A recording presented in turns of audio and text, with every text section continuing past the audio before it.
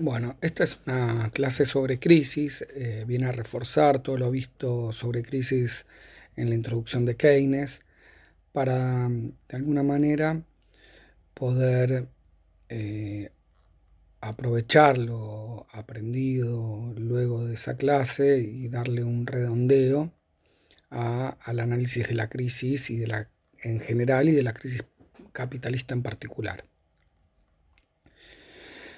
A ver, em, la crisis de alguna forma deja expuesto, deja a la vista, deja al descubierto el talón de Aquiles del sistema capitalista. Pero de ninguna manera la crisis es el problema. La crisis es la manifestación de ese problema, ¿no? Lo deja expuesto, deja expuestas sus contradicciones. Las crisis son sistémicas, por más que quienes defiendan al régimen capitalista o al sistema de producción capitalista intentan minimizarlas, ¿no? Y para eso hemos visto que, por ejemplo, en el 2008 la adjetivaban como crisis financiera o crisis hipotecaria, como si fueran meramente problemas sectoriales.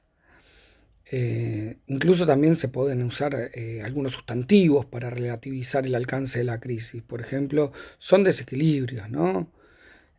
O incluso sumarle al sustantivo, si estamos muy complicados, a ese sustantivo el adjetivo. Entonces, es un desequilibrio financiero o es un desequilibrio incluso global. Bueno, es una crisis global, ¿no? Es una crisis mundial lo que está sucediendo. Esos desequilibrios en realidad es algo que aparece antes de la crisis propiamente dicho, son especies de desajustes que se van haciendo evidentes a partir de ver determinadas estadísticas eh, que empiezan a profundizarse, sobre todo porque lejos de solucionar los problemas de esos desajustes, se utilizan medidas paliativas que como que patean la pelota para adelante, ¿no? Y de alguna manera eso genera un incremento de esa crisis, una profundización de esa crisis en el momento que estallan, ¿no? Entonces, se me está desinflando el globo, entonces le enchufo más aire y bueno, en un momento estalla. Pero bueno, no importa. Se la llame como se la llamen, las crisis están. Si quieren que le llamen Pepito, Juancito, María, no importa el nombre que le pongan. Pero son crisis. Llámenlas como quieran. Eh, Siempre la ortodoxia tuvo algún problema para explicar la crisis. La ortodoxia económica, lo que nosotros hemos visto como la escuela neoclásico marginalista, tuvo problemas y también sus escuelas derivadas para explicar la crisis. No pueden más que hacer un relatorio de hechos, una sucesión de situaciones. Uy, cayó la bolsa en tal lado, uy, quebró tal empresa, pero no pueden explicar los motivos de la crisis, ¿no? Ese descrédito en el que había caído la escuela neoclásica al no poderla explicar, ¿no? Del cual se aprovecha Keynes de alguna manera. Y la escuela heterodoxa tiene su explicación, nosotros la vimos, hay otras explicaciones, ¿no? Pero nosotros la vimos del lado de la explicación de Keynes, que ahora cuando pasemos por las explicaciones las vamos a mencionar. Las crisis en realidad son endémicas, son propias del capitalismo, vuelven a surgir. Es más, son pandémicas porque se contagian a nivel mundial para hacer un poco de relación con la actualidad. Entonces, eh, las crisis en algún momento eh, terminan provocando problemas para colocar las ventas o para vender la producción. Entonces, se expresan en el capitalismo como crisis de sobreproducción. Esa es la enfermedad misma, la sobreproducción, y ya vamos a ver la otra cara de esa moneda. Pero antes de esto vamos a pasar brevemente por las crisis precapitalistas, porque había crisis en las economías antes del capitalismo. Bueno, esas crisis eran de escasez. Y acá se les tienen que prender las luces de alarma, porque las escuelas económicas predominantes lo que dicen es que la economía es una ciencia que básicamente administra la escasez, ¿no? Ya vimos en general en las primeras clases eh, esta cuestión sobre administrar o no la escasez, hasta dónde administra o no la escasez, eh, el alcance de esa definición o no. Pero de golpe vemos que no es propio del capitalismo, no es un problema del capitalismo la escasez, aparentemente el problema es la sobreproducción, o sea, lo inverso, la abundancia. Entonces, el hambre en el mundo, el hambre en la Argentina, no son problemas de escasez, son problemas de distribución. Es en otro lugar donde está el problema. Pero eso, bueno, es medio un paréntesis. Entonces, las crisis precapitalistas sí eran de escasez. De golpe había algún desastre natural, una inundación, una granizada, una sequía y había escasez. Había una epidemia, ¿no? Como hay ahora a nivel mundial, una pandemia a nivel mundial ahora, pero una epidemia, se enfermaba mucha gente, se enfermaban muchos animales y generaba escasez. O las guerras, que también generaban escasez.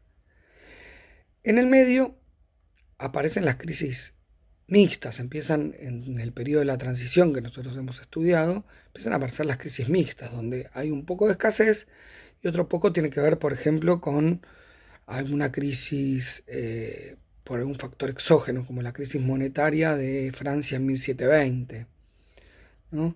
Eh, esa crisis monetaria significó que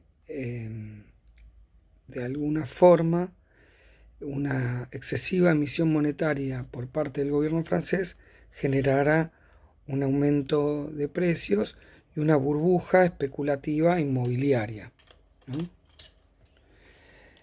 Esa burbuja especulativa inmobiliaria empezó a dar algunos signos de parecerse un poco más a algunos de los síntomas de las crisis sistémicas actuales.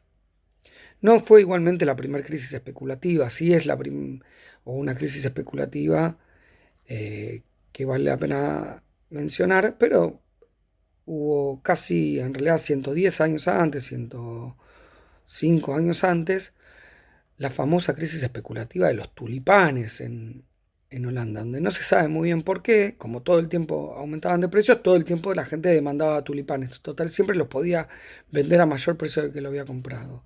Se llegaron a vender tulipanes por precio, bulbos de tulipanes por precios de casas,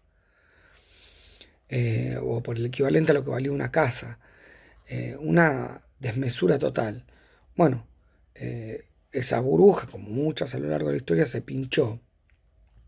En 1816, año cercano a la publicación del libro de Ricardo, en el cual Ricardo, a partir de su teoría de la renta, explica los motivos que él cree a los cuales se atribuye uno de los síntomas de esa crisis, que era la caída de la tasa de ganancia.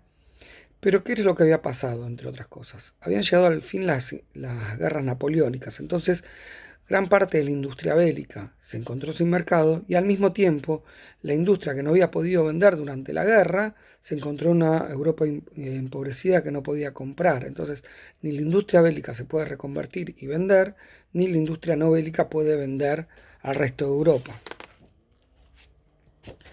Entonces ahora sí pasemos por el análisis marxista de la crisis. Bueno, las crisis, como les dije recién, son crisis de sobreproducción, son parte misma del sistema, o sea, son crisis sistémicas,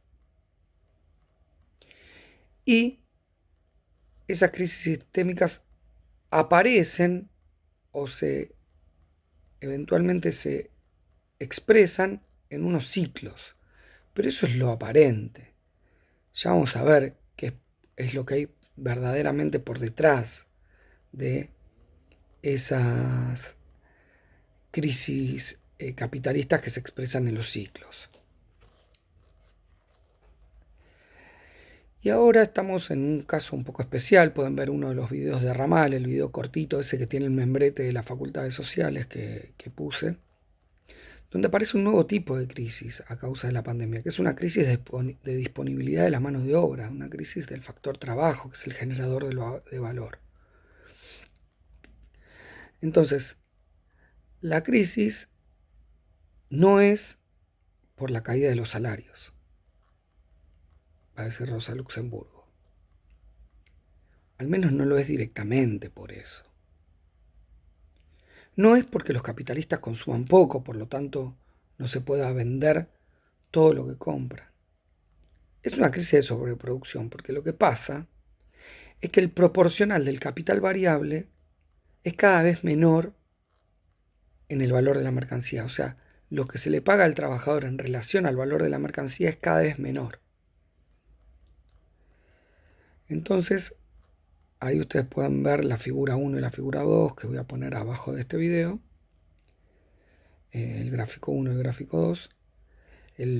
Ambos los vimos ya en la clase de Mandel, pero entonces ahí encontramos cómo se provoca esa oscilación de la tasa de ganancia real en torno a la tendencia de la tasa de ganancia, y aparece esa ley tendencial decreciente de la tasa de ganancia.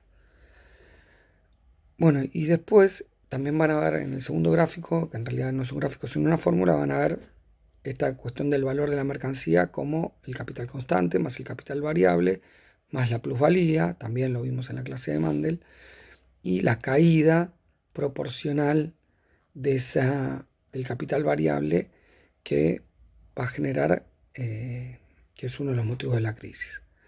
Igualmente, sea cual fuera el determinante, el síntoma observable de la crisis, lo que hay detrás de la crisis es la sobreproducción y la caída de la tasa de ganancia, como dos caras de la misma moneda.